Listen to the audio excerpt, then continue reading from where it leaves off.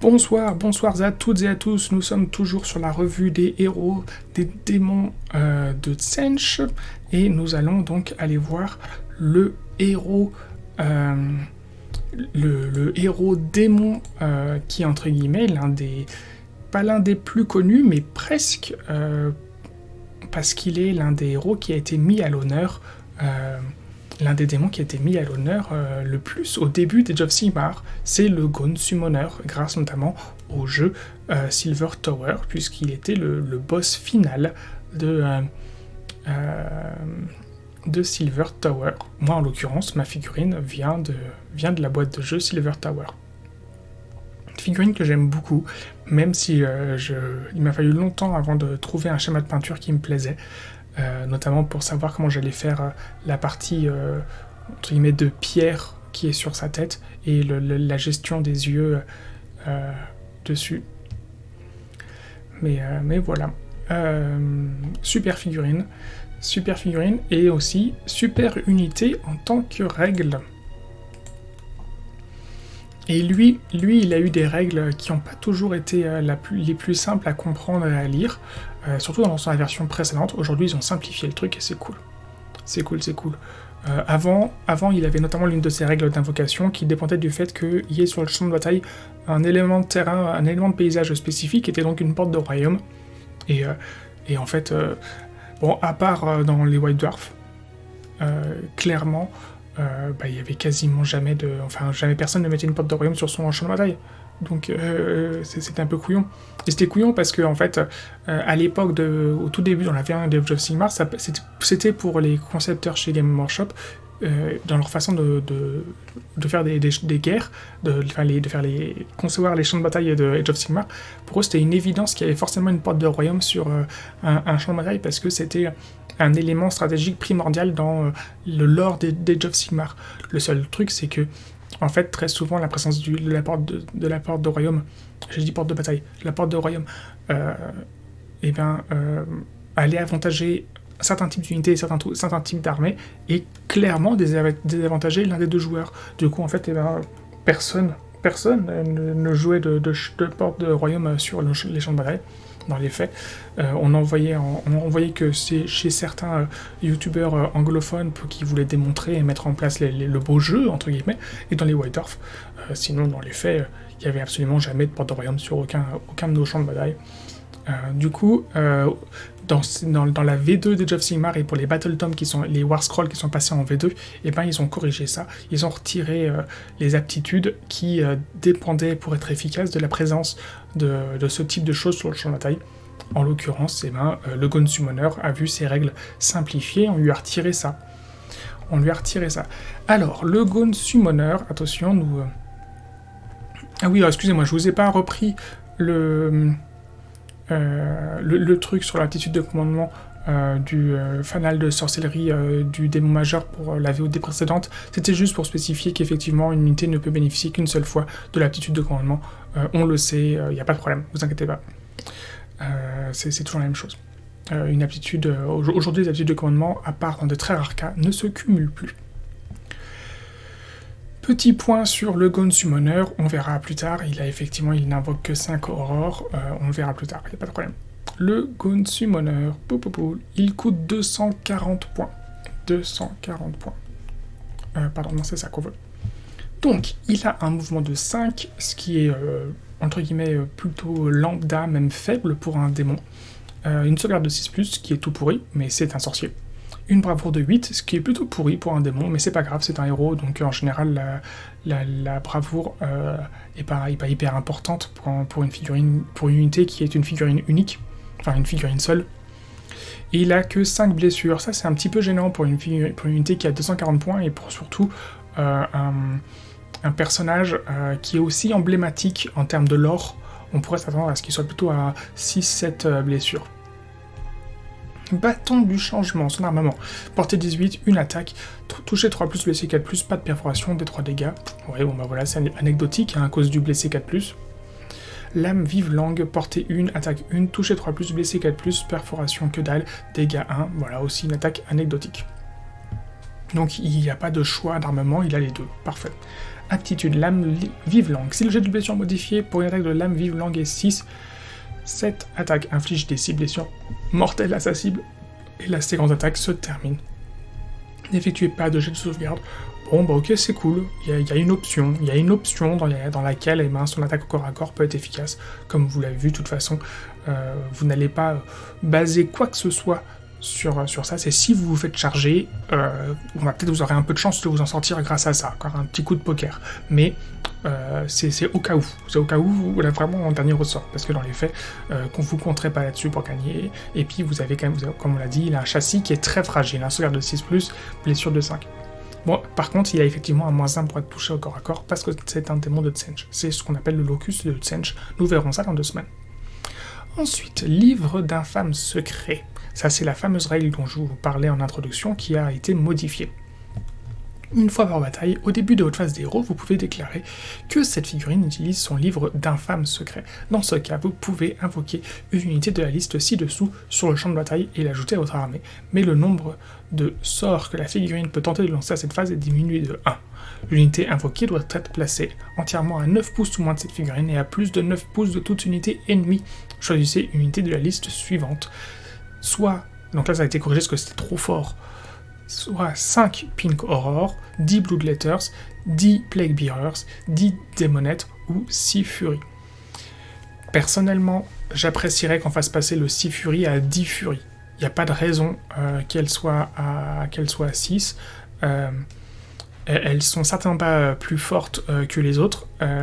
Elles sont pas forcément plus fragiles, mais en termes d'impact, c'est juste qu'en fait, aujourd'hui, que le conditionnement de la boîte vous les amène par 6, et c'est trop con. À ce moment-là, sinon, mettez-les par 12. En fait, ça pourrait même tout à fait être justifié en termes de puissance qu'on invoque 12 Fury.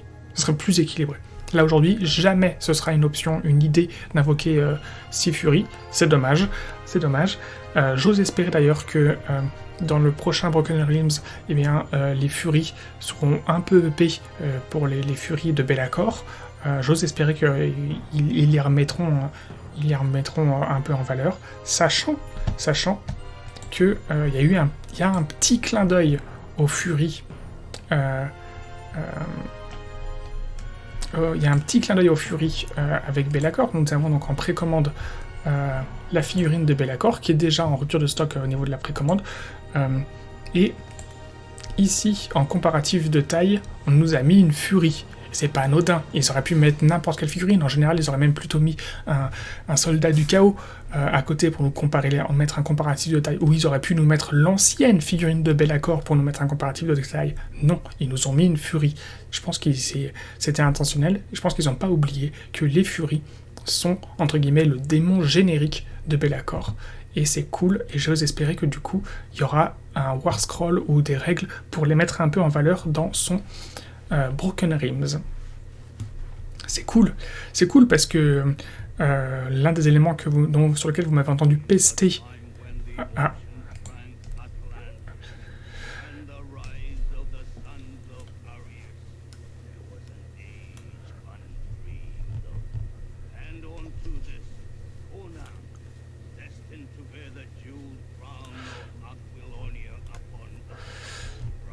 Allez, on va repasser. Alors, donc je vous disais, après ce petit incartade sur l'introduction de la soundtrack de Conan, on a fait déjà un tour. Il y a 68 minutes de soundtrack, c'est pour ça. Je vous disais, donc Be'lakor, c'était l'un des éléments sur lesquels vous m'avez vu pester à de nombreuses reprises concernant le Battletome Set to Darkness. Je vous avais dit notamment que dans le Broken Realms de Archaon, la colère de l'élu éternel, je trouvais que la sous-faction qu'ils avaient conçue pour Be'lakor passait à nouveau à côté du thème et du personnage de Be'lakor. J'ose espérer que cette fois-ci, avec le Broken Realms spécifique de Be'lakor, ils ne seront pas passés à côté du personnage, quoi, et de ce qu'il faut. Et notamment, on va avoir des furies, etc. Et en fait, on fera une vraie faction pour lui, quoi, ce qu'il mérite. Donc, voilà. Donc, bien sûr, pour revenir, 5 Pink Horror. Dans le cadre d'une armée de Tsench, vous allez systématiquement aller invoquer vos 5 Pink Horror, bien entendu. Bien entendu. Il existe une version, je crois, à 260 points du Gun Summoner of Tsench, qui est la version qui est issue... Donc ça, je peux le fermer. qui est donc chez les Slave to Darkness. Voilà, le Gone Summoner sur disque. Le Gone Summoner sur disque est tout à fait une unité de Tsench, il n'y a pas de problème. Hein. Il a le mot-clé Tsench. Je pense que c'est pour ne pas faire un doublon qu'ils l'ont pas mis dans le bouquin de Disciple of Tsench, parce qu'il y a déjà pas mal de War Scroll dedans, mais ils auraient tout à fait pu le faire. Il n'y a entre guillemets pas de problème. C'est la même unité, une sur disque, l'autre non. Donc c'est comme vous voulez. C'est comme vous voulez. Mettez-le sur un disque qui coûtera juste un peu plus cher. Ensuite, magie. Cette figurine est insensible, peut tenter de lancer 2 sorts à chacune de vos phases d'héros et tenter de dissiper 2 sorts à chacune de phases d'héros adverses. Il connaît le sort Trait Magie, Bouclier Mystique et Flamme Infernale. Donc, fort heureusement, il connaît cet insensible entre guillemets de niveau 2.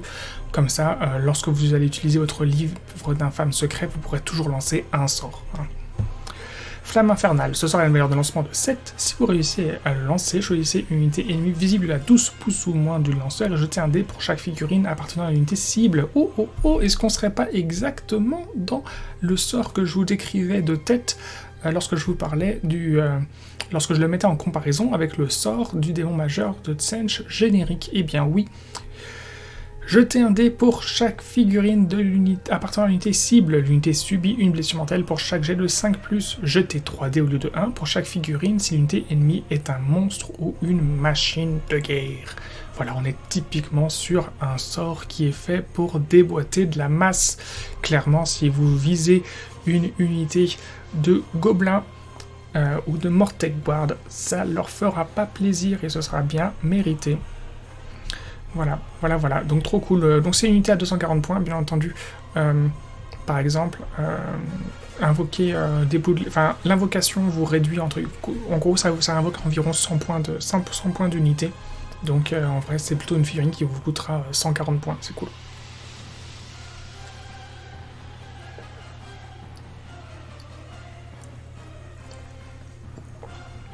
Pardon pour les bruits de gorge pendant que je me désaltère.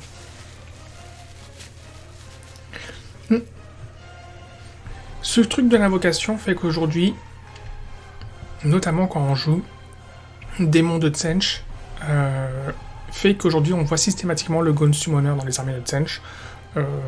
Moi, mon idée personnelle, c'est que je n'aime pas, entre guillemets, avoir l'impression qu'on m'impose une unité. Ce n'est pas le cas, hein. Il est tout à fait possible de jouer sans le jouer. Hein. Enfin, il est tout à fait possible de jouer Tsench sans avoir envie, sans se sentir imposer la présence du Gone Summoner. Ce n'est pas le cas.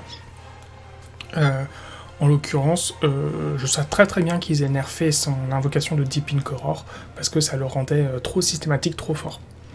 Alors qu'en l'occurrence, normalement, c'est supposé être un héros hyper rare chez Tsench ou en général. Hein. Des Gone Summoners, il n'y en a que 9 dans tout l'univers d'Age of Sigmar. Ils pourraient quasiment être tous nommés. Je crois qu'il y en a 5 ou 6 qui sont nommés actuellement, enfin dont on connaît les noms, et puis les autres, les auteurs ont dit, non, comme ça vous pouvez inventer votre Gone Summoner, donner le nom que vous voulez. Mais donc voilà, voilà. Mais dans les faits, c'est une très bonne unité, donc il n'y a pas de problème, ne vous sentez pas coupable de la jouer. Votre adversaire ne pourra pas vous en vouloir de la jouer. Elle est fiable, elle est fragile, mais elle est forte grâce à ses aptitudes. Donc il n'y a pas de problème. Jouez-la si vous voulez la jouer. Peut-être que si votre pote a l'habitude d'affronter du Tsench, c'est une unité par contre qu'il aura rencontré maintes et maintes fois, donc il saura sans doute comment la contrer assez rapidement. Et c'est vous qui vous sentirez couillon d'avoir dépensé 240 points. Je retire ma polaire, j'ai vraiment trop chaud, je sais pas pourquoi. C'est sans doute vous qui vous en voudrez d'avoir dépensé 240 points pour vous la faire atomiser au tour 1 ou au tour 2. Voilà. Bon, voilà, on a assez parlé du Gone Summoner. Je vous remercie pour votre attention. Je vous souhaite une bonne journée, une bonne soirée. À la prochaine pour la prochaine VOD. Ciao, ciao.